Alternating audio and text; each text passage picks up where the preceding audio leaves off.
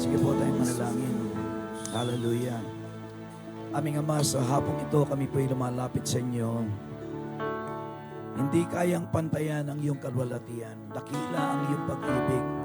Ngayong hapon, Panginoon Diyos, lumalapit po kami sa inyo, nagpapakumbaba. Itinataas ang pangalan ng aming Panginoon Jesus sa aming kalagitnaan. Nawa ikaw ay aming maparangalan.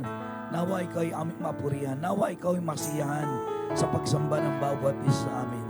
Ngayong hapon, lumalapit po kami sa inyo. Dalayan po namin na kumilos ka sa aming kalagitnaan. Gamitin mo ang iyong likod sa kapahayagan ng mga salita sa hapon ito. Lord, we commit this service to you. We ask your Holy Spirit to touch every heart and every one of us this afternoon. We thank you and honor you. In Jesus' name we pray. Every one of us would say, Amen. Amen. Sige po. Pwede na po tayo maupo. Yan. Okay, pagpasensya po niyo yung boses ko lumalaki. Praise God. Okay, so this afternoon po ay tayo ay nasa last week na po ng ating 90 days of challenge. Okay. Ilan po sa inyo naging kabahagi ng 90 days of challenge? Let me see your hands. Ayan. So sa ating 90 days of challenge, alam po natin na there are 4 components of the 90 days of challenge. Number 1 po yung devotion. Ano po, kailangan po na-develop na natin yung culture of devotion, yung pagbabasa natin ng Bible. Kasi po, bahagi po yun ng ating 90 days of challenge. And then ikalawa, yung tayo po yung maging bahagi ng mga cell group. Ayan. And then afterwards, yung pong ginawa nating Back to Church Sunday, wherein tayo po ay nag-invite po tayo ng ating mga bisita. Pero meron pong isang component ng ating 90 days of challenge na hindi pa natin nadidiscuss. Ano po? At ayaw kong lumipas ang ating 90 days of challenge na hindi po natin ito nididiscuss kasi napakahalaga po nito. Okay? So yung pong ating 90 days of challenge will be concluded next Sunday na po. Meaning say, na-kompleto na po natin yung 90 days of challenge. So if you are reading your Bible every day, so far, in 90 days, dapat nabasa mo ang Bible, nagbasa ka ng Bible mo for the last 90 days. Nag-attend ka ng church for the last 90 days. Walang absent. Sino po ang walang absent sa church in the last 90 days? Magtaas ng kamay o magsabi ng amen. Ayan, merong mailan. Ano po? So, salamat po sa Panginoon. Now, this afternoon na pag-uusapan po natin is yung pangatlong component ng ating 90 days of challenge, yung the challenge of faithful stewardship o yung developing generosity and faithfulness. Okay. So yung pag-uusapan po natin is about the challenge of faithful stewardship, developing generosity and faithfulness. One of the things that we need to develop during the 90 days of challenge ay yung pong ating generosity. Ano po yung ating katapatan kay Lord? Now, so therefore this afternoon we're going to talk about living the life of abundance. Ayan. The law or the principle of sowing and reaping. Okay.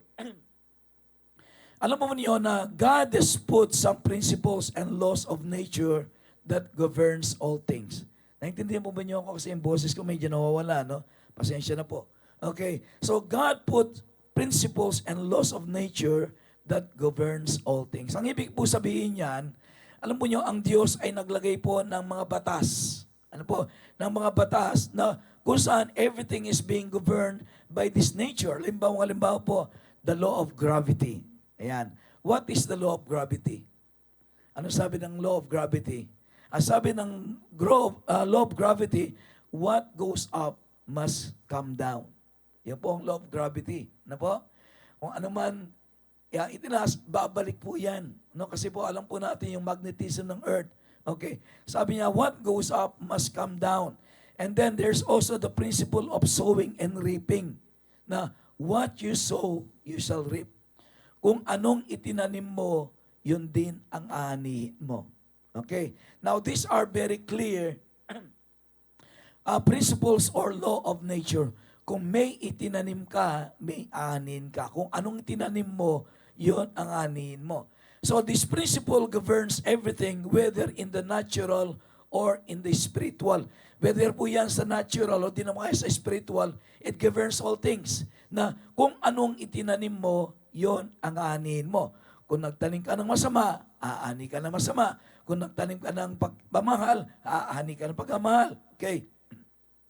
So, if you didn't sow anything, do not expect a harvest. Kung wala kang tinanim, huwag kang mag-expect na meron kang harvest. Di ba? Kasi wala ka namang itaninim. Okay. So John chapter 10 verse 10, tignan po na. Okay, yung next ano muna natin, yung next slide natin. Ayan. Sabi dito, empty pockets, financial problem. Sino po dito sa hapong ito ang merong empty pocket? Yung kapag ka tinignan mo yung pitaka mo, walang laman. Ano po? Yung kasusweldo mo pa lang, 3 days pa lang, yung pitaka mo, tingin mo wala naman. Bakit? Pinambayad mo na lahat ng utang. Hindi ba? Okay. Many people are living from paycheck to paycheck. Ang sabi nga, alam po nyo, empty pockets or financial problem. I believe every one of us, every once in a while, may problema tayo dito. Hindi ba? Okay. Every once in a while, I believe every one of us, naranasan na natin yung ating mga pitaka walang laman.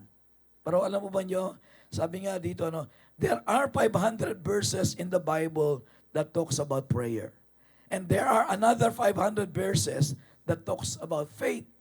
But there are more than 2,350 verses on money and possessions. Alam po nyo, kapag binanggit ng Biblia ang isang bagay ng maraming beses, ang ibig pa sabihin nun, it is giving emphasis or importance on the thing. Okay. So, there are 500 verses about prayer in the Bible. Minsan mahalaga ang prayer sa Bible.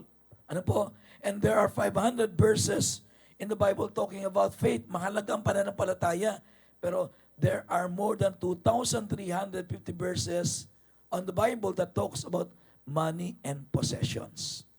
Ang ibig sabihin nito, the Bible gives emphasis on these things because the Bible knows and God knows na madalas dito nagkukulang ang maraming mga tao. John chapter 10 verse 10.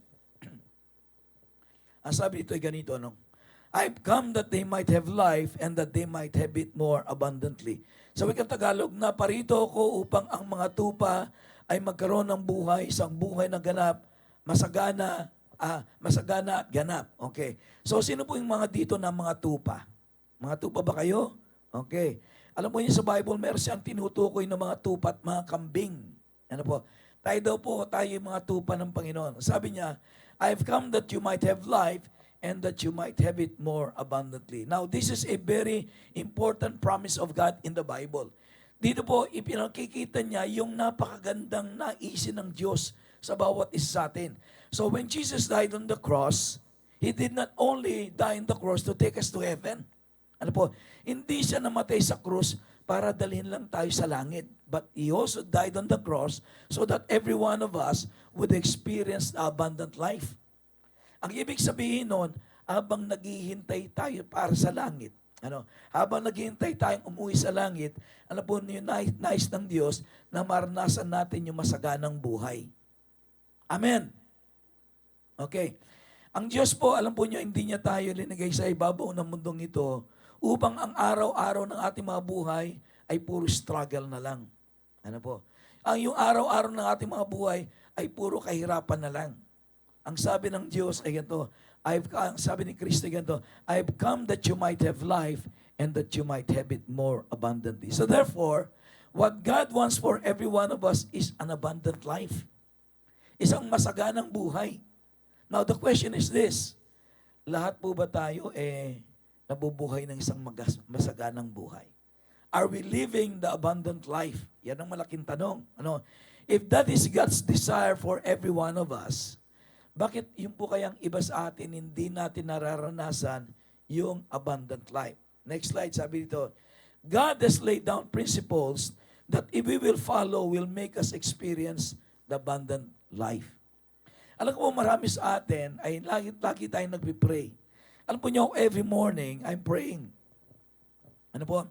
At doon po sa aming salas, nandun yung mga larawan ng mga anak ko. Yung mga nag-graduate sila sa college. Nandun, nakahang sa wall. Ano po? So every morning, one of the things, unang-una sa list ng aking prayer request, yung mga anak ko. I always pray for them and I would always ask that God would bless them. Ano po? Yung aking ritual every day. So, minsan gigising po ako ng maaga, 5 o'clock in the morning or sometimes later. But what I do is I pray and kneel down before God and I ask that God would allow my children to live the abundant life. And I believe every one of us, na po, kasama po kayo sa mga panalangin namin. So we are praying for every member of the Church of New Gen. Ano? Lahat po ng mga taga New Gen, pinagpipray namin yan. No, not probably by name, kasi napakarami natin para banggitin ang pangalan. Pero ano po yung pinagpipray namin kayo that you would experience the abundant life that God promised in the Bible. Kasi that is, ako po si Pastor Lawrence, that is what I desire. Kaya nga po natutuwa ako, masaya ko kapag meron akong nababalitaan, kaya may nagsishare sa akin, Pastor, isinagot na po ni Lord yung prayer ko. Pastor, ganito, alam po nyo, nasisiyan kami. Bakit nakikita namin may ginagawa ang Diyos sa buhay ng marami sa atin. Pero alam po nyo, madalas ay tayo nagpipray nito, but something, parang walang nangyayari. No? Para bagang, Lord, ang nagpipray naman ako, i-bless mo ko everyday. I keep on praying everyday. Lord, please me, bless me, bless me, bless me. Pero parang di yata tinutugon ni Lord yung prayer natin. It is not that God is not answering our prayer. It is because, nag-lay down ang Diyos ng mga principle. All you have to do is follow this principle and you can be assured that you will experience the abundant life. In other words, ang Diyos naglagay siya ng batas. Ang batas na ito ay yung batas ng sowing and reaping. Na kung gagawin mo ito, sigurado ko tiyak, kasi pangako ni Lord yan, mararanasan mo yung abundant life. So this, after doon, pag-uusapan po natin, ano ba yung mga principles na ito? Na itinuturo ng Biblia, na kung ito ay ating gagawin, ang sabi niya, tiyak na mararanasan natin yung abundant life. Alam po nyo, kahit anong gawin yung pray, kahit everyday, kahit na 24 hours mag-pray tayo, kung di natin sinusunod yung principle po ng Diyos na kanyang inilagay, alam po nyo, hindi ko alam kung merong mangyayari sa ating mga buhay. So all we have to do then is, yung sundan natin yung inilagay na batas ng Diyos, yung principle. So the first principle na pag-uusapan natin ngayon is the principle of tithing. Ayan. Alam po nyo, itong mga topic na ito, kung minsan ayaw itong napag-uusapan. Pero alam po nyo, sa Diyos, ito yung mahalaga. Bakit? Because dito nasusubok ang maraming mga Kristiyano. This is probably the last thing that many Christians learn how to obey. Andaling sundan yung ilang mga utos ng Diyos sa Bible. But this is probably one of the things that many Christians fail to do. Okay. So this afternoon, very quickly lang po, I would like every one of us to look at the following principles. Okay. The principle of tithing, the power of the 10. Okay. So ito po, this is going to be the last component of our 90 days of challenge, yung stewardship. Okay. Next slide is, what is the tithe? Ano ba ito? Okay. So marami sa atin ay alam na natin ito. Hindi na kailangan ipangaral ni Pastor Lawrence ang bagay nito kasi yung marami sa atin, ginagawa na natin, pinapractice na natin. Ginagawa na natin to. Pero yung iba, alam nila, pero hindi nila ginagawa. Yung iba naman, hindi pa nila alam, kaya kailangan po itong ituro. So therefore, this afternoon, kung ito yung ginagawa mo na, well, congratulations. Bakit? Because you can be assured that you're going to experience abundant life. Kung ito naman ay narinig mo na maraming beses, pero hanggang ngayon hindi pa ginagawa, medyo tignan natin. Ano ba ang problema? Bakit hindi natin nasusunod? Sa iba naman na hindi pa nila alam ito, kaya pag-aaralan natin ngayong hapon, nasa kayong malaman natin, ano ba yung every Sunday, doon sa last portion ng service, nasa bahagi na po na tayo ng tithes and offerings. Hindi ba? So for many of us, probably bago lang tayong Christian na hindi pa natin to alam. So therefore, dahil hindi pa natin to alam, hindi pa natin pinopractice. Pero ang goal ni Pastor Lawrence, lahat po tayo, ma-educate po tayo regarding this because I believe ito ang susi ng pagpapala ng Diyos sa ating mga buhay. Okay. Now, what is the tithe? Genesis chapter 28, verse 20 to 22. Ang sabi dito ganito. Then Jacob made a vow, saying, if God will be with me and watch over me on this journey I'm taking and will give me food to eat and clothes to wear, so that I return safely to my father's house, then the Lord will be my God. And this stone that I've set up as a pillar will be God's house. And all that you give me, I will give you a tent. Okay. So sabi po ni Jacob ay ganito, kung sasamahan ng ako ng Diyos sa paglalakbay kong ito, at bibigyan niya ako ng makakain at ng damit na isusuot, at ako'y makauwi ng ligtas sa tahanan ng aking ama, kung gayon siya ang aking magiging Diyos. Ang sabi niya, at lahat ng ibinibigay mo sa akin, sabi niya, I will give you a tent, 10 bahagi. Okay. So Jacob promised. Ang promise po ni Jacob ay ganito. Sabi niya, Lord, of everything you give me, I will give you a tenth of everything that you give me. Ibibigay ko sa iyo, sabi niya, I will give back to you 10% or a tenth of everything that you give me. Yun po ang tithe, a 10%. Ano po? Yun po ang sabi ni Jacob, I will give 10% of everything that you give me. Now, there is something that every one of us will have to learn. In this world, sa buhay nito, wala pong atin. Amen. Lahat pa magpagamay-ari ng Diyos. Okay. Ang sabi po ni Job ay ganito, naked am I came into this world, naked am I will I go out. In other words, when you came into this world, wala kang baon. Meron na po ba kayong nakitang baby, pag silang niya, mayroong baon na pera? Dan meron siyang baon. Wala. Hindi ba? So, there is something that we need to understand. In this world, you came having nothing. At you will also go without nothing. In other words, everything that we have came from God. Lahat po ng meron tayo galing sa Diyos. Amen. So, Jacob knows, ang sabi ni Jacob, sabi niya, of everything that you give me. Ang ibig sabihin nun, alam ni Jacob, na yung lahat ng kanyang tinatangkilik, lahat ng meron siya, hindi kanya, kundi sa Diyos. Ano po? At ang sabi niya, I'm going to give you a tenth of everything that you give me. So, there's one thing that I would like everyone of us to understand.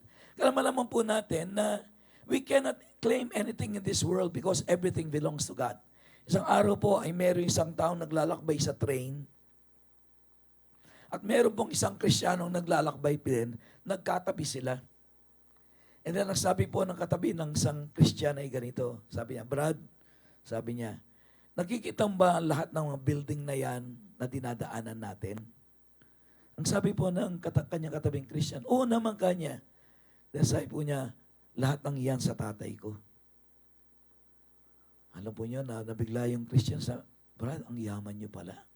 Then nagpatuloy po sila sa paglalakbay, duman sila sa tabing dagat. Sabi niya, Brad, sabi niya, nakikita mo ba ang lahat ng mga barkong yan? Sabi niya, sa tatay ko yan. Sabi niya, wow, sabi niya, super yaman kayo, sabi niya. Then afterwards, nagpatuloy po sila sa paglalakbay. Then kinausap niya ulit yung kanyang katabi, sabi, Brad, nakikita mo ba ang lahat ng mga sasakyang pangipapawid na yan, mga airplane na yan? Sabi niya, sa tatay ko yan. Sabi niya, wow. Sabi niya, ang yaman niyo pala. Sabi niya, no? Then later on, habang sila nagpapatuloy, yung Christian naman ang sabi. Sabi niya, Brad, sabi niya, nakikita mo ba ang lahat ng lupaing yan kung saan nakatayo ang mga building ng tatay mo? Sabi niya, oh, bakit kanya? Sa tatay ko yan. Ang sabi niya. Nagpatuloy sila, sabi niya, Brad, nakikita mo ba ang dagat na yan kanya kung saan naglalakbay yung mga barko ng tatay mo? Sabi niya, oh, bakit kanya? Sa tatay ko yan. Sabi niya.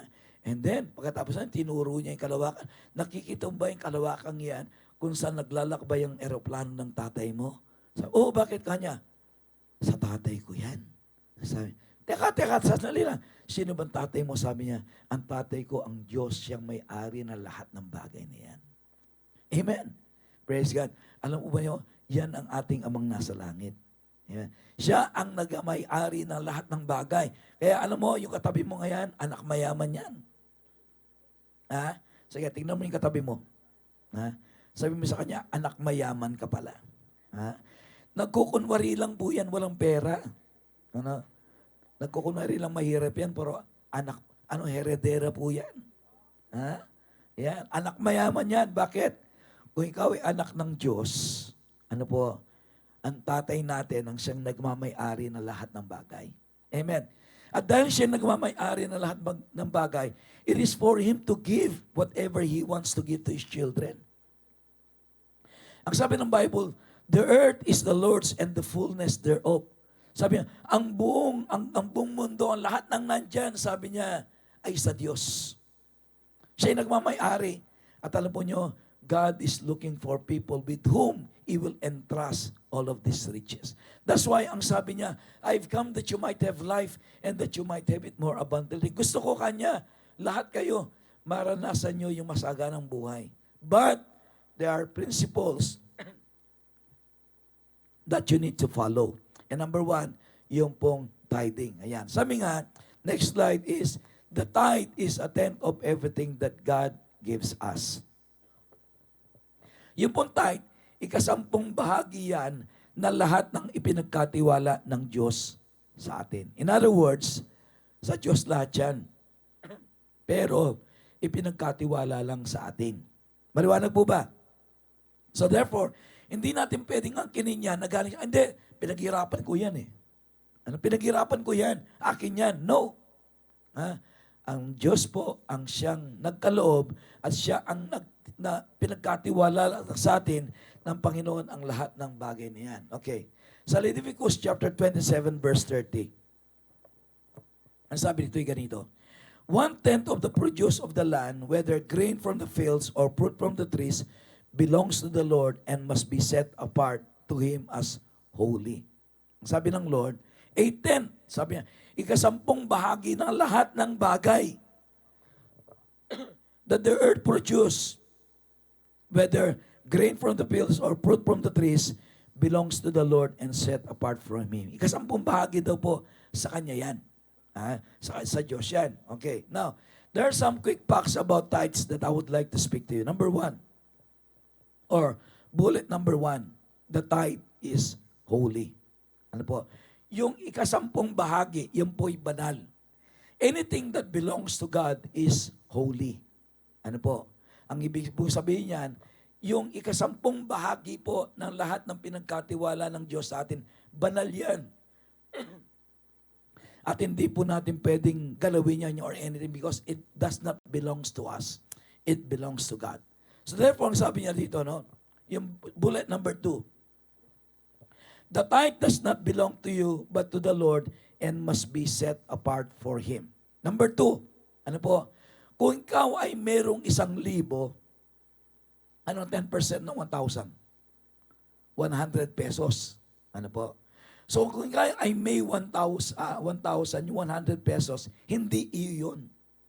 Kanino yun? Kay Lord yun. Okay? Yan ang sabi ng Bible. The 10 belongs to God. Okay. So sabi niya, the tithe that does not belong to you, but to the Lord, and must be set apart for Him. May kasampung bahagi. Sa Diyos daw po yan. Kaya kailangan huwag natin gagalawin yan. Itatabi natin yan. Kasi hindi atin yan. Maliwanag po ba? The tithe is not your money. It does not belong to you. It belongs to God. The reason why many Christians is having a hard time giving their tithe is because they thought it belongs to them. Akala nila, kanila yon. But the Bible is very clear. Ang sabi niya, the tenth, sabi niya, of everything that the earth produce belongs to the Lord and must be set apart from Him. So therefore, kung ikaw ay merong 1,000, yung 100, hindi sa iyo yun. Kay Lord yun. Diba? At dahil yun ay kay Lord, huwag mong gagalawin yun. Dapat yun, ibalik sa Kanya. Yun ang sabi ni Lord. Ano? And then isa pa dito, no? It is giving back to God what rightfully belongs to Him. Yung tithing ay yung pong ibinabalik natin sa Diyos, yung Kanya. Ano mo? Hindi, ulitin ko, hindi sa'yo yon. Kanya yon. Ibinabalik lang natin. Okay? The tithe belongs to the Lord. Okay? Then, sabi dito, next bullet, sabi niya, we do not give our tithe, we pay our tithe. Kung paano kung kayo nagtatrabaho, hindi ba, nagbabayad kayo ng buwis sa gobyerno, automatic yung binabawas sa inyo. Hindi ba? Alam po nyo, sa Panginoon, ganun din po. Ganun din po. We do not give our tithe because we pay our tithes. Because we cannot give what does not belong to us. Di ba? Hindi mo pwedeng ipamigay yung hindi naman sa'yo. So, the tithe belongs to the Lord. That's why, kailangan ibalik sa Kanya yan. And then sabi niya, next bullet, the tithe is not an issue of money, but of obedience. Alam po nyo, yung tithing is not about money. Because God does not need your money. Hindi kailangan ng Diyos ang pera natin. Ang kailangan ng Diyos ay ang obedience natin. But the Lord is testing us. Are you going to obey? So therefore then, tithing becomes then an issue of obedience. Ano po? Siguro mas madaling sumunod kay Lord pagka sinabi Lord, mag-pray kayo, magbasa kayo ng Bible. Parang mas madaling sundin yon. Pero kung yung sinabi ni Lord, yung kasampung bahagi, ibalik mo sa akin. Teka Lord, sandali lang. Ibang usapan na yan. Parang ganon. Sabi niya, Lord, teka, pagdating sa pera ko, Lord, pera ko to, pinaghirapan ko to, pinagtrabahuan ko to, pinagpawisan ko to, Lord, this belongs to me. Ibang usapan na yan. So therefore, then, it becomes an issue of obedience.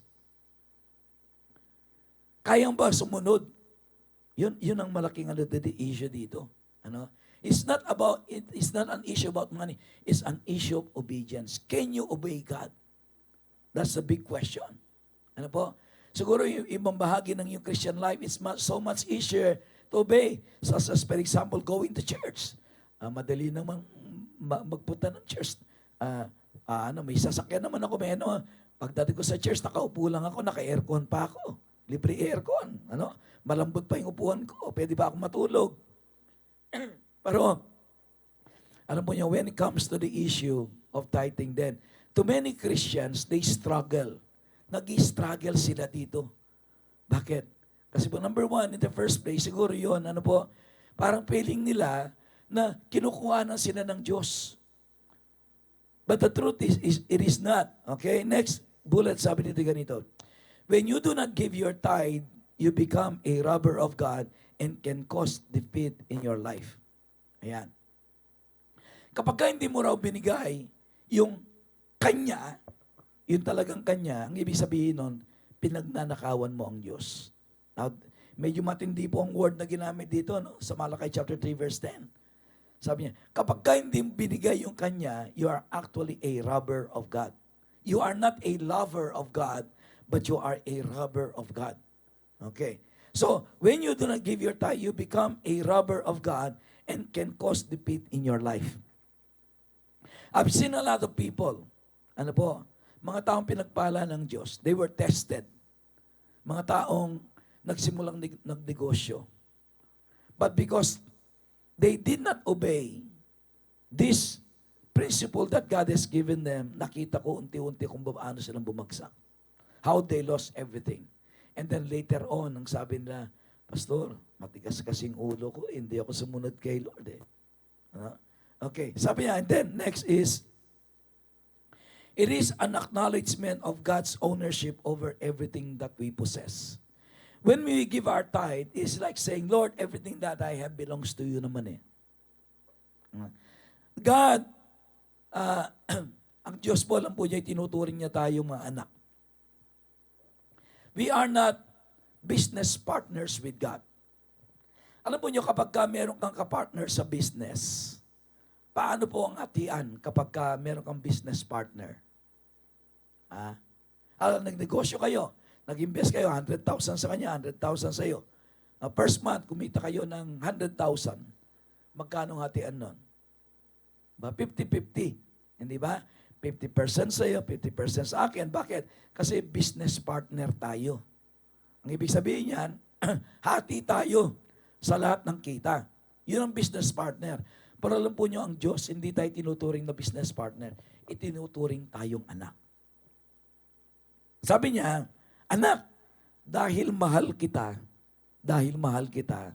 I would like to give you the 90%.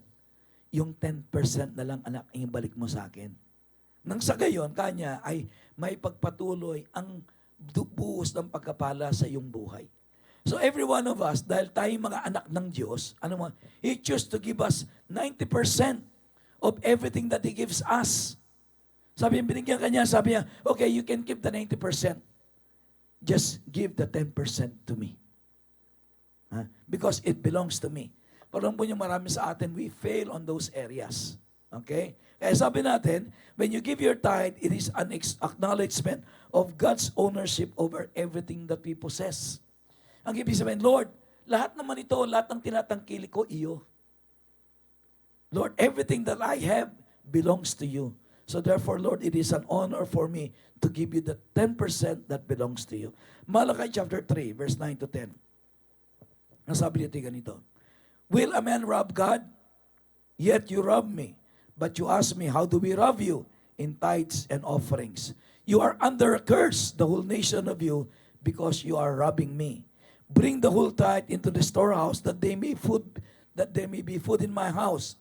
Test me in this, says the Lord Almighty, and see if I will not throw open the floodgates of heaven and pour out so much blessing that you will not have enough room to receive it. I will prevent pests from devouring your crops, and the vines in your fields will not cast their fruits, says the Lord Almighty. Then all the nations will call you blessed, for yours will be a delightful land, says the Lord. Okay. Sa Malachi chapter 3, verse 10, nagtanong yung mga tao. Tinanong si Lord, sabi niya, will a man rob God? Okay. O nagtanong ang Diyos. Tinanong yung mga tao, sabi niya, kaya mong pagnakawan ng tao ang Diyos? Sabi niya, will a man rob God? And then, sabi niya, yet you rob me. Pero pinagnanakawan niya ako, sabi niya. So nagtanong yung mga tao, sabi niya, Lord, sabi niya, how do we rob you? Paano ka na pinagnanakawan? Then, sumagot si Lord, ang sabi niya, in tithes and offerings. And because of that, sabi niya, you are under a curse, the whole nation of you, because you are robbing me. So this is a very serious thing. Bakit? Because when we rob God, a curse falls upon every one of us.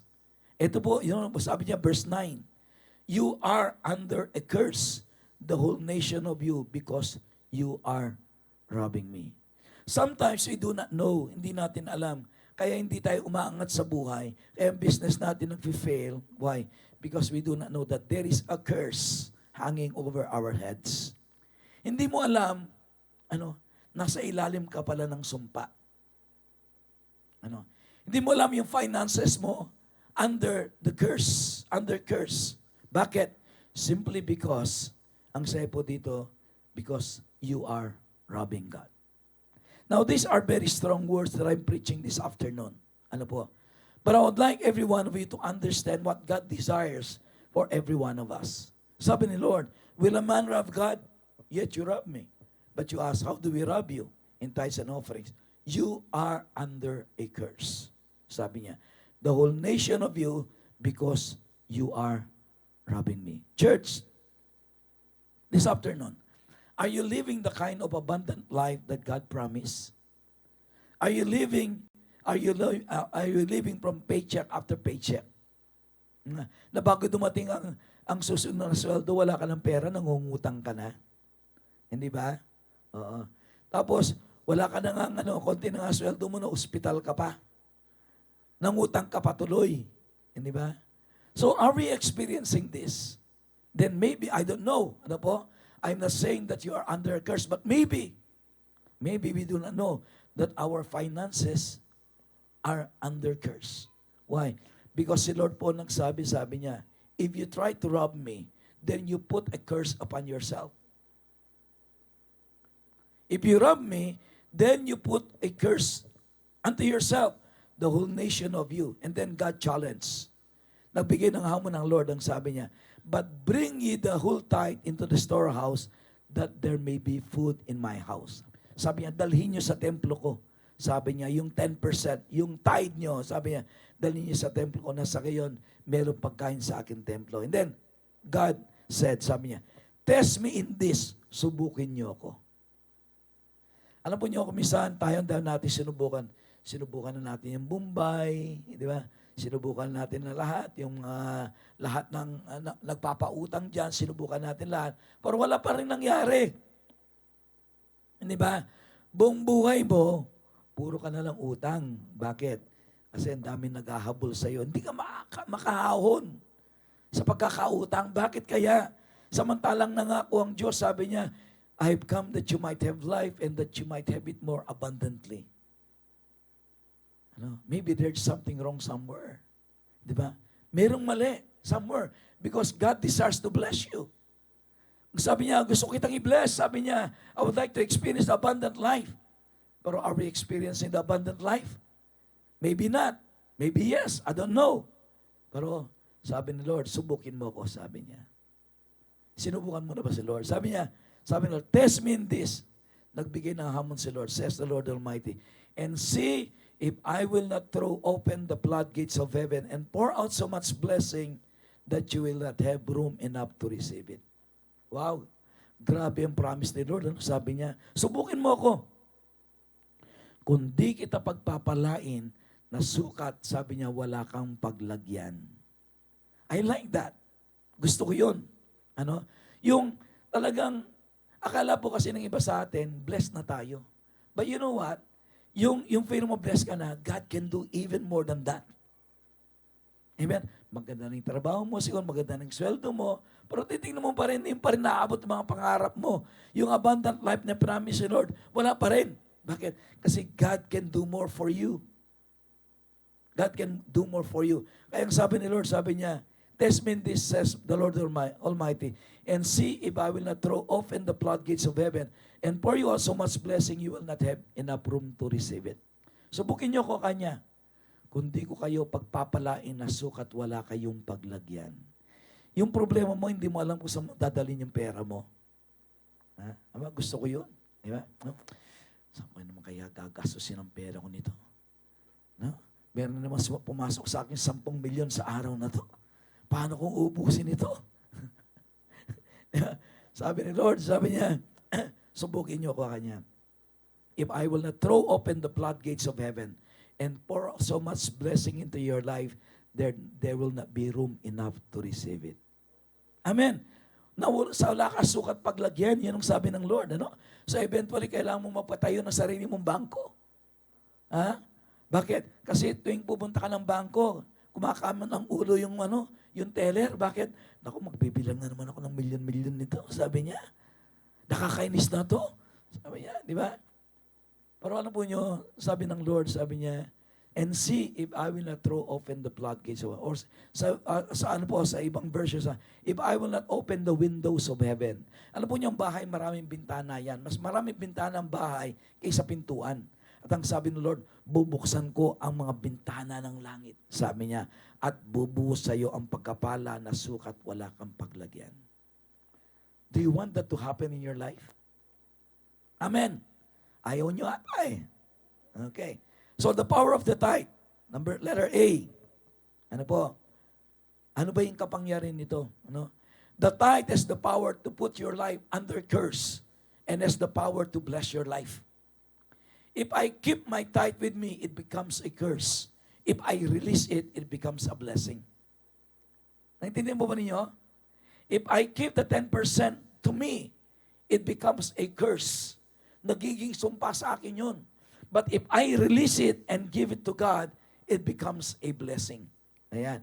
So, letter A, the windows of heaven will be open to you. Overflowing blessings will be poured out in your life. Kaya sabi niya dan, if I will not open the windows of heaven and pour you out so much blessing that there shall not be room enough to receive it. Letter A, when we give our tithes, God promised to open the windows of heaven so that overflowing blessings will come to your life. Okay. Letter B, sabi dito, you will dwell under God's divine protection.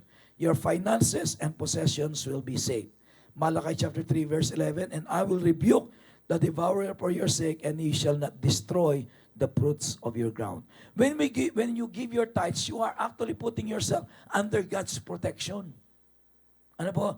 Kapag i-release mo yung tithes mo, you are putting your finances, your job, your business under God's protection. Ang ibig sabihin yan, kapag sinunod mo sa Lord, nababalutan ka ng dugo ng Panginoong Yesus, nababalutan ka ng protection ng Lord. Hindi ka mag-aalala na mawawalan ka ng trabaho. Hindi ka mag-aalala na mababankrupt ang business mo. Bakit? Sabi dito, and I will rebuke the devourer for your sake, and he will not destroy the fruits of your ground. Now remember, the devil cometh but to steal, to kill, and to destroy.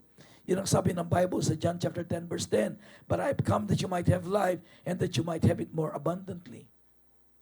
Ang demonyo, gusto niya mabankrupt ka. Bakit? Kasi kapag ka nabankrupt ka, pagdududahan mo, Diyos, magtatampo ka sa Panginoon, hindi ba? Akala mo si Lord ang may kasalanan. Hindi ba totoo? Pag kami nangyaring hindi maganda sa inyo, si Lord ang may kasalanan. Diyos ko, bakit iyo po pinahintulutan? Lord, bakit po nyo? Bakit, Lord, bakit nangyari sa akin to, Lord? Bakit? Di ba? Sorry, ganyan tayo. Pag kami masamang nangyayari sa atin, ayan, si Lord ang may kasalanan. Pero hindi nyo alam, it is the devil who is actually causing all of the havoc in your life. Kasi the devil cometh but to steal, to kill, and to destroy. Natutuwa siya kapag ka naghihirap ka. Bakit? Because alam niya kapag ka naghihirap ka, eventually mag-backslide ka. Pagka naghihirap ka, eventually alam niya, natatalikuran mo ang Diyos. That's why he want to destroy your life. He wants to destroy your finances. He wants to destroy your family. But the Lord naparito to give you the abundant life. Sabi ni Lord, sabi niya, I will rebuke the devourer. Ang ibig sabihin niyan, Satan cannot touch your business. Satan cannot touch your job. Satan cannot touch your family. Why? Because you are under God's protection. Amen? Yan, ito po ninyo, napakahalaga nito. Because you put yourself under God's protection when we give you tithe. Sabi niya, the tithe is for your protection. Ano? Sabi niya, protection for your work, your business, freedom from curse. Every curse has a cost. And as soon as we get rid of the cost, we are free to step into the blessing. Okay, number 2.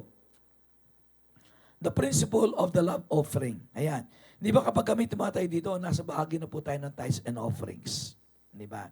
Now, I would like to explain to you what's the difference between the tithe and the offering. Okay. Now, what is a love offering? Ano ba yung love offering? Sabi dito, no? Next slide. A tithe is a specific amount, 10% of your income that you give first. And an offering is anything extra that you give beyond that. So, yung pong tithes ay yung 10%. Anything that you give beyond that, na nanggagaling sa 90%, ang tawag po doon is yung love offering. Ayan. So, doon ang gagaling love offering. 2 Corinthians 9, 6-9, sabi dito ganito. Remember this. Whoever sows sparingly will also reap sparingly. And whoever sows generously will also reap generously. Each man should give what is decided in his heart to give, not reluctantly or under compulsion, for God loves a cheerful giver. And God is able to make all grace abound to you, so that in all things at all times, having all that you need, you will abound in every good work. Ayan. Ano po? And then Luke chapter 6, verse 38. Give and it will be given back to you. Good measure, pressed down, shaken together, and running over will be put into your bosom. For with the same measure that you use, it will be measured back to you. Okay. Now, what are some quick facts about the love offering? Number 1. Or bullet number 1. We give our offering as an expression of our love for God. Kaya nga po tinawag na love offering.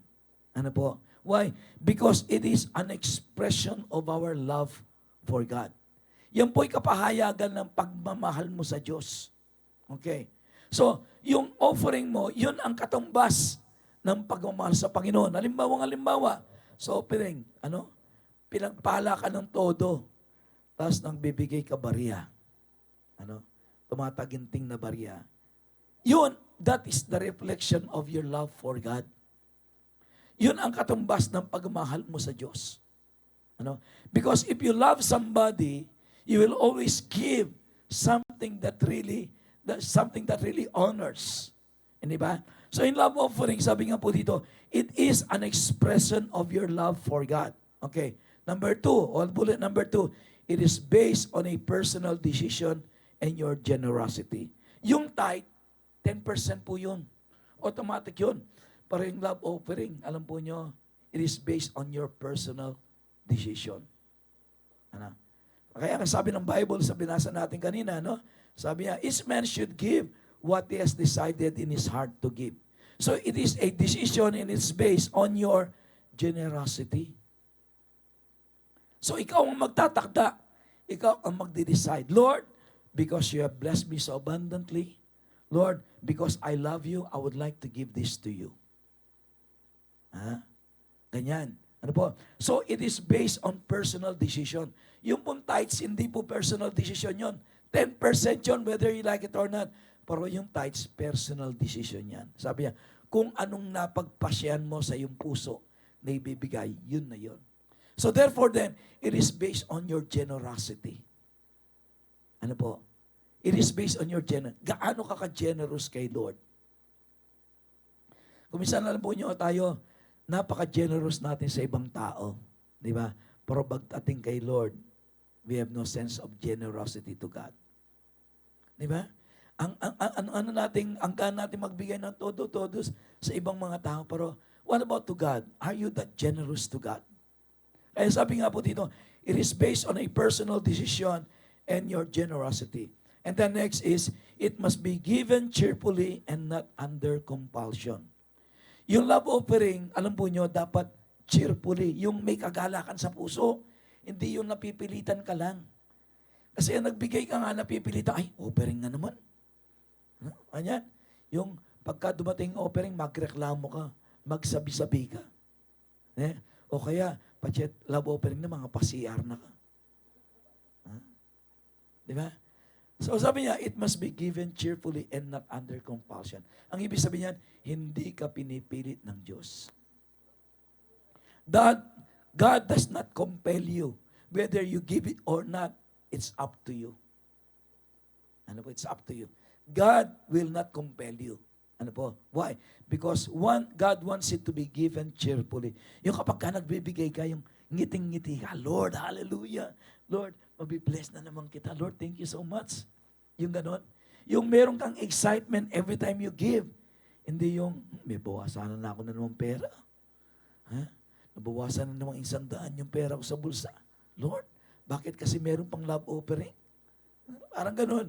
Hindi ba? Sabi niya, sabi ni Lord, dito sabi niya, Verse 7, each man should give what he has decided in his heart to give, not reluctantly or under compulsion. For God loves a what? For God loves a cheerful giver. Alam mo, lalo kang napapamahal sa Diyos kapag ka cheerful giver ka. Di ba? Sabi niya, for God loves a cheerful giver. Yung kahit na magkano binigay mo, pero taos sa puso, punong-puno na kagalakan. Kahit na malaki ang binigay mo, kung napipilitan ka lang, you are not going to be blessed. I'm sorry to say this. Pag nagbigay ka, napilitan ka lang, you will receive you will receive back nothing. Why? Because you did not give pleasing the Lord. Kala kapag ka nagbigay ka kahit naman, Lord, ito lang, Lord, but I thank you, Lord God, I'm so happy to be able to honor you with my offering. Ganun po, no? And then next, sabi niya, whatever you give is multiplied and given back to you. Now remember this. God is not a taker. Always remember this. God is not a taker, but a giver. God does not desire what belongs to you. It desires your heart and your obedience. Bakit? Because when you give, actually, it is an opportunity. You're giving God an opportunity to bless you. Sabi niya, give and it shall be given back to you. Good measure, pressed down, shaken together, running over. Kayong Kapampangan, lapo-lapo, ano pa? Lapo-lapo, sabi-sabi, labwak-labwak, apagpapala, ing datang kimbe mo. Ha? Oh. Hindi na po bisakya kayo, kaya kayong Kapampangan.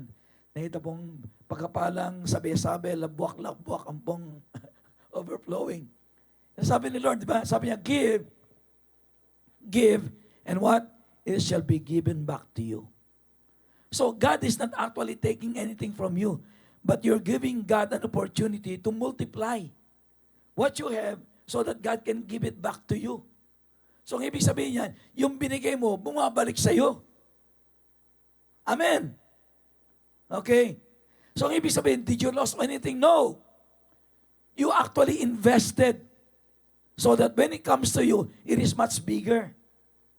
Yung binigay mo, 100, bumalik sa iyo. 1,000. Nabigay 1,000, bumalik sa iyo sa 10,000, 100,000. Why? Because when you give, God multiplies it and give it back to you. Napakalaro po nito.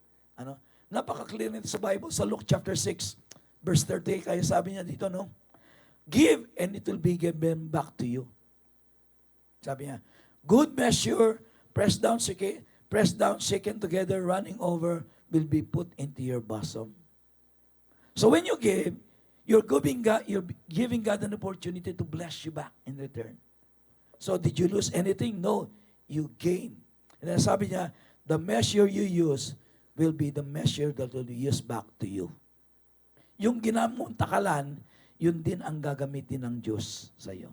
So kung halimbawa, yung ginamit mong takalan kay Lord, kutsara, kutsarang pagkapala din ang babalik sa iyo.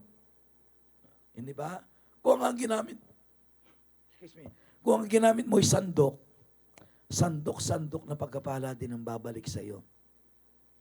Pero kung ginamit mo pala, pala-palang pagkapala ang babalik sa iyo. Pero kung halimbawa ginamit mo dump truck, ano yan?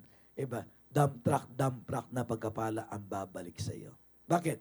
Because the measure that you use will be used back to you. In other words, gagamitin lang ng Diyos sa iyo yung ginamit mo. So the measure that you use will be given back to you. Yun nga lang multiplied. So nagbigay isang kutsara, ibabalik sa iyo, 10 kutsara. Pero kung ako'y magbibigay, hindi ko gusto yung kutsara, gusto ko dump truck. Di ba?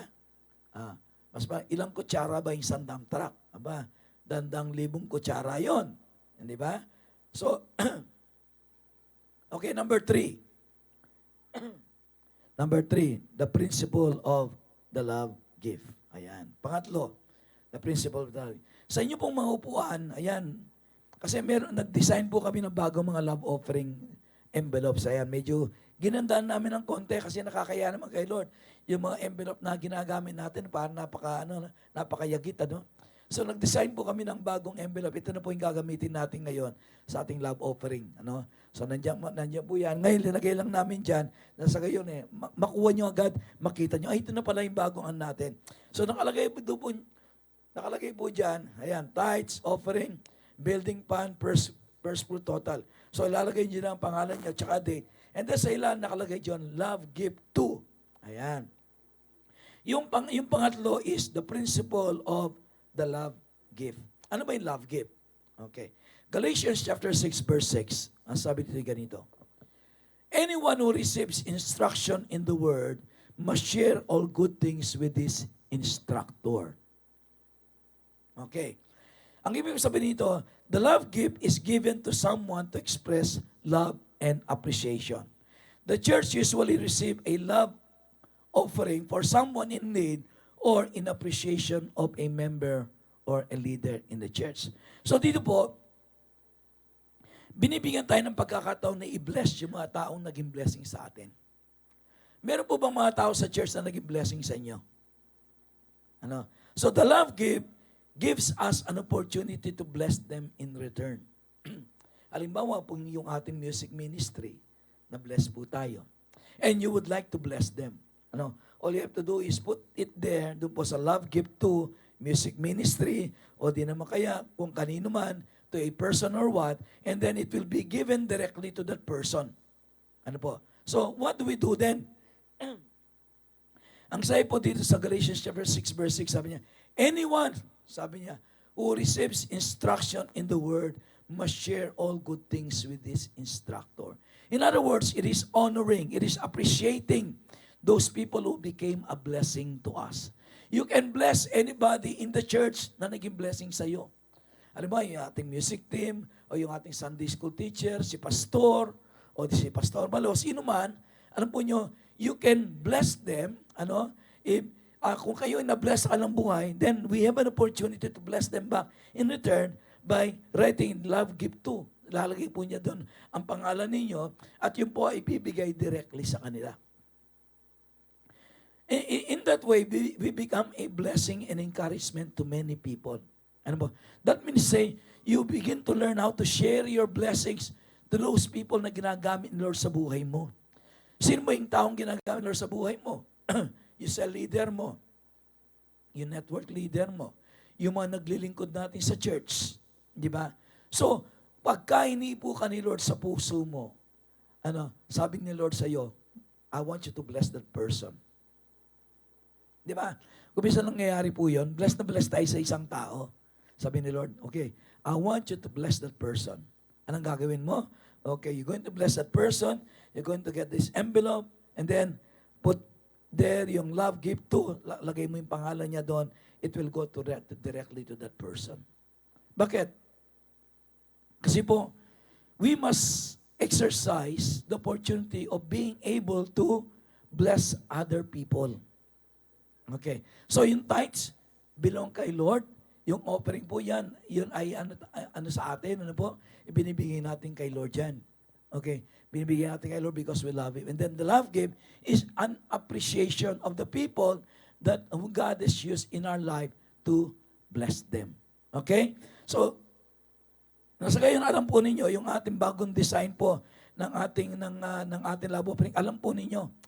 At nakalagay din po, halimbawa dyan, kung kayo ay magbibigay ng check, nakalagay dyan, make it payable to New Gen Global Church, bank deposit, nandiyan po yung bank account ng church, and sa GCash ay pwede rin. So alam po nyo, yung third component ng ating 90 Days of Challenge, I would like everyone, ayoko pong palampasin yung 90 Days of Challenge na hindi natin nadidiscuss ito. Because I believe, if we're going to obey God and be faithful in this, every one of us would experience the abundant life that God promised. And then lastly, sowing your life in God's kingdom. Pangapat, itanim mo ang iyong buhay sa kaharian ng Diyos. Yung unang tatlo, walang kabuluhan yon kapag si Kristo wala sa puso mo. Ang pinakamahalaga dyan, unang-una, si Lord nasa puso mo na. So kailangan itanim mo. Sabi niya, what you sow, you shall reap. If you sow your life to God, then you will reap eternal rewards in heaven. Amen. So tandaan po nyo, unang-una dyan, pinakamahalaga sa lahat ng tatlong yan ay yung buhay mo. Ialay mo kay Kristo. Itanim mo ang buhay mo sa paglilingkod sa Kanya. Because when you do that, ang sabi po ng Bible, sabi niya, if you sow to the Spirit, sabi niya, you shall reap life. If you sow to the Spirit, you shall reap life. Kapag tinanim natin ang buhay natin kay Kristo, alam po niyo, pagpapalain tayo ng Panginoon. Amen. So tonight, church, pwede mo tayong lahat ay tumayo right now.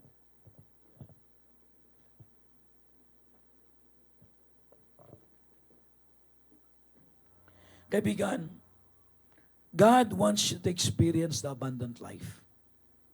Ano po? God's desire is for every one of you to experience what Jesus Christ has gained for you at the cross. Through His death and by His blood, all your sins are forgiven. But there's something that the Bible says. It says, alam nyo, He became poor that we may become rich. Alam mo niyo yun? The Bible says that He became poor so that every one of us would become rich. In other words, God is interested in every area of your life. God would like to see to it that you are blessed in all areas of your life. You are blessed spiritually, and you are also blessed materially. Why? Because God is looking for people who will obey this principle. Kahit na mag-pray, kaibigan, okay, that is good. But if you do not follow the principle that God has laid down on us, then I don't think we are going to experience the abundant life. It is my prayer this afternoon, lahat po tayo, na yung maranasan natin yung abundant life. Because that is what God desires for you. It desires to bring you to heaven, but at the same time, while waiting for heaven, it desires you to experience the abundant life. Hindi naluluwalhati si Lord kapag puro utang ka na lang. Hindi nasisiyan si Lord kapag nakikita niyang hirap na hirap ka. Alam mo yung tayong mga magulang, pag nakikita natin ating mga anak nahihirapan, hindi tayo natutuwa. Ganyan din ang Diyos. God desires to bless every one of us. But there are some principles that you have to follow. Do not live under the curse, but live under God's blessing. Amen. Lord, sa hapong ito, kami po'y lumalapit sa inyo. Nagpupuring nagpapasalamat dahil minahal mo kami. Lord, you did not only want to bring us to heaven, but Lord, you also want to bless us, Lord God, with everything, O God, that you have. Lord, patawarin mo kami, Panginoon Diyos, sa mga panahon na hindi kami naging matapat sa iyo. Lord, patawarin mo kami sa panahon we did not obey you. But Lord, today, this afternoon, we commit, Lord, to obey the principle that you have laid down to every one of us. And Lord, and that is to honor you, Lord God. That is to honor you with everything that you have given us. Kaibigan, sa gabing ito, I don't know what kind of life you are living right now, but I tell you this, gustong baguhin ng Diyos sa iyong buhay. And He laid down these principles for you to follow. Sabi ni Lord, subukin mo ko. Naghihintay lang si Lord na subukin mo siya. Diba? Naghihintay lang si Lord.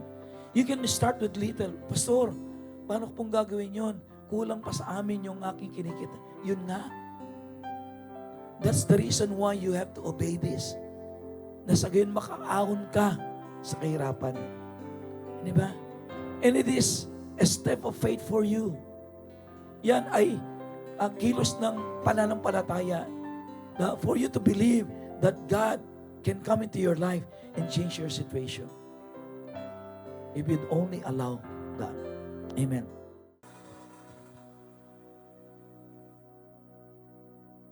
Isang pinagpalang araw sa ating lahat at purihin ang ating Diyos na di nagbabago. Siya ang dahilan kung papaanong ang buhay ko ay nagkaroon ng kahulugan, kahit na masasabing di naman ako gaanong kasama.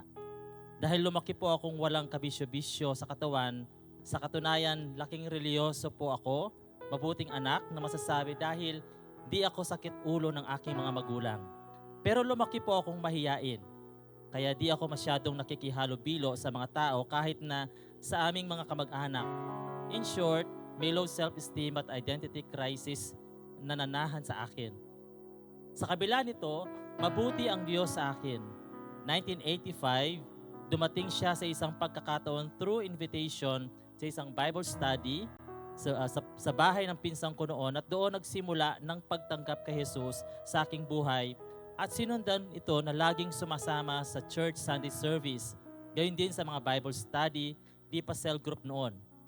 At sumasama sa mga fellowship, sumasama na din tulad sa handaan, outing, conference, etc. Kahit saan pumunta ang church hanggat may pagkakataon, sumasama po ako. At unti-unting lumalago ang aking pananampalataya. The former low self-esteem and troubled by identity crisis has been reformed by God's graciousness and goodness. Hanggang unti-unti na ring nakakasali sa mga ministry sa church. Ang una kong ministry ay naging Sunday School assistant bago po ako naging worship leader. Ang pagkanta ang naging passion ko hanggang napapasama sa mga concert kasama ng iba't ibang mga singers from different churches dito sa Angeles. Sumunod, naging isang youth leader hanggang nakapag-aral at natapos sa Bible School. Dahil sa pagiging involved at pananatili sa church, malaki ang impact sa buhay ko kung bakit mula 1985 until now ay tuloy-tuloy bilang isang Kristiyano sa kabila ng mga challenges, difficulties at mga struggles na nararanasan. Hanggang ngayon po ay nagpapagamit tayo sa gawain ng Panginoon. Kasalukuyan, isa sa mga ministering ginagampanan sa New Gen ay ang pagdi-disciple. It helps to create true followers of Christ and become leaders as well. Malaki po ang naitutulong ng pagtuturo ng church. Maging ang pagbibigay at pagkikapo o tithing sa church ay malinaw na naituro ang kahalagaan nito sa akin. Sa bawat pagpapalang natatanggap lagi na laging nakalaan ang pagbibigay ng ikapo. As for me, di bali ng kapusin ang budget basta ang ikapo o ang tithe ay maibigay ko muna bago ang lahat. Ganun po ako nahubog at naturuan ng Biblia. Dahil ang Diyos po ang pinanggagalingan ng lahat ng ating pangangailangan at tiyak na di niya tayo pababayaan. Kaya ito po ang pangako ng Diyos sa atin. Philippians chapter 4 verse 19, "And my God will meet all your needs according to the riches of His glory in Christ Jesus." At 2 Corinthians chapter 9 verse 8, "And God will generously provide all your need, then you will always have everything you need and plenty left over to share with others." Kaya tamang-tama po ang pagtuturo sa atin ngayon ng ni Pastor pagdating po sa pagkakaloob na malaki po ang maitutulong po sa ating pamumuhay. Kaya punong-puno ang Diyos ng provision para sa kanyang mga anak. Hindi siya nagkukulang. Amen po ba? Amen. Kaya inanyayahan ko pong tayong lahat ay tumayo para po sa ating pong masayang pagkakaloob sa gawain ng Diyos. At handa na po ang mga kaloob po natin. Tayo pong lahat ay manalangin. Kami pong lahat ay nagpapasalamat sa kabutihan po ninyo at katapatan na hindi po kayo nagkukulang, hindi po kayo nakakalimot po sa amin. Ang lahat ng aming pangangailangan ay tunay pong kayo po ang siyang nagbibigay. Kaya po kami po ay nagpupuri at nagpapasalamat po sa inyo sa lahat ng mga natatanggap po namin at sa lahat din po ng mga matatanggap po namin mula po sa inyo. Sa oras pong ito ng pagkakaloob, lahat po ng mga magbibigay ngayon pong gabi, Panginoon Diyos, lalo niyo pong iparanas, Panginoon Diyos, na kayo nga po ang provider ng bawat tahanang kinabibilangan, bawat pamilyang kinabibilangan ng bawat isa. Sa oras pong ito, lahat ng mga malilikom po namin ay basbasan po ninyo upang magamit lamang po, lalo pong sa ikalalawak po ng iyong gawain. Maraming pong salamat sa mga salita mo, sa mga pangako mo na aming pong patuloy na panghahawakan sa buhay po namin. That you are our Jehovah Jireh, ang aming pong great provider sa buhay po namin. Kaya tanggapin niyo pong lahat ng papuri, lahat ng pasasalamat in Jesus' name. Amen.